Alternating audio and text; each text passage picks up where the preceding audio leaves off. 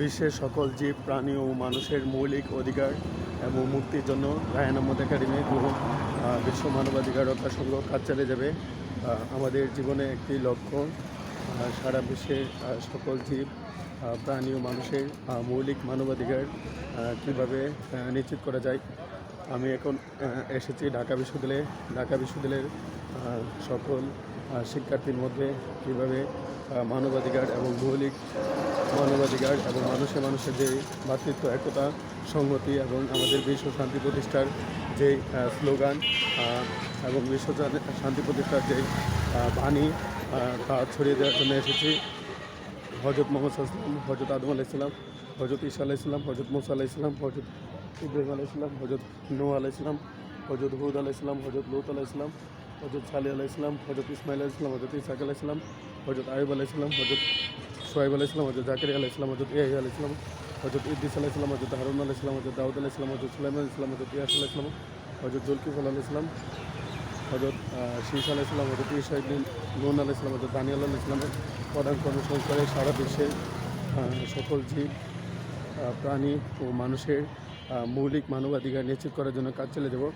Ryan Ahmed, Socrates, Plato, Aristotle, Confucius, Alexander the great, ইন্ডিয়ার মহাত্মা গান্ধী, ইন্ডিয়ার Rabindranath Thakur, south আফ্রিকার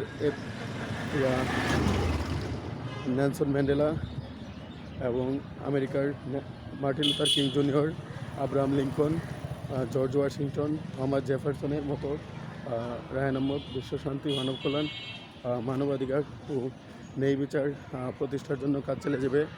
আমরা এখন এসেছি ঢাকা বিশ্ববিদ্যালয়ের FBS faculty of business studies.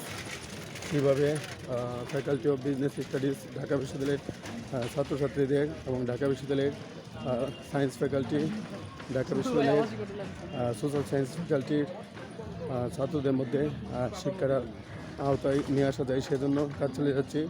আমরা এখন এসেছি ঢাকা বিশ্ববিদ্যালয়ের PJ হার্টস হল, ইন্টারন্যাশনাল হল। ঢাকা বিশ্ববিদ্যালয়ের প্রথম উপাচার্য স্যার PJ হার্টস। সুতরাং এই হলে আমরা বিশ্ব শান্তি, মানব কল্যাণ, মানবাধিকার ও ন্যায় বিচার নিয়ে কাজ চালিয়ে যাব। সারা বিশ্বের সকল শিশুকে নিরক্ষরতা মুক্ত করার জন্য রায়ান আহমদ ও বিশ্ব মানবাধিকার রক্ষা সংঘ কাজ চালিয়ে যাবে। বিশ্ব শান্তি, মানব কল্যাণ, মানবাধিকার ও ন্যায় বিচার কীভাবে প্রতিষ্ঠা করা যায় সেই স্বপ্ন নিয়ে আমি কাজ চালিয়ে যাচ্ছি। বাংলাদেশের কোনো মানুষ এবং বিশ্বের কোনো মানুষ যাতে দুঃখ কষ্ট না করে সেই জন্য তাদের মুক্তির জন্য কাজ চালিয়ে যাচ্ছি। নেপালের গৌতম বুদ্ধ এবং ইন্ডিয়ার পাকিস্তানের গরু নানক, বিশ্বের সর্বকালের সর্বশ্রেষ্ঠ মহামানব হজরত মোহাম্মদ সাল্লাল্লাহু আলাইহি ওয়াসাল্লামের পদাঙ্ক অনুসরণ করে সারা বিশ্বের সকল জীব প্রাণী ও মানুষের মৌলিক মানবাধিকার কীভাবে নিশ্চিত করা যায় সেই জন্য কাজ চালিয়ে যাচ্ছি। আমাদের বিশ্বতে নিরক্ষরতা, দারিদ্র, বেকারত্ব এবং বিশ্বের সকল মানুষকে মাদকমুক্ত করার জন্য কাজ চালিয়ে যাব। বিশ্বের সকল নারীর প্রতি যৌন সহিংসতা বন্ধ করার জন্য কাজ চালিয়ে যাব।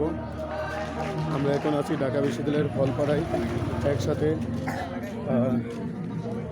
বিজয় একাত্তর হল, জিয়াউর রহমান হল, বঙ্গবন্ধু শেখ মুজিবুর রহমান হল, জসিমউদ্দিন হল এবং মাস্টারদা সূর্য সেন হল, হাজী মোহাম্মদ মহসিন হল, AF রহমান হল সহ ঢাকা শহীদ সার্জেন্ট জহুরুল হক হল, সলিমুল্লাহ মুসলিম হল, ফজলুল হক মুসলিম হল,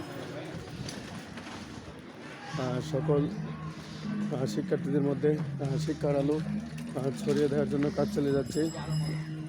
I am working to ensure human rights, peace, justice, education for all people around the world. It is my vision to make our world great.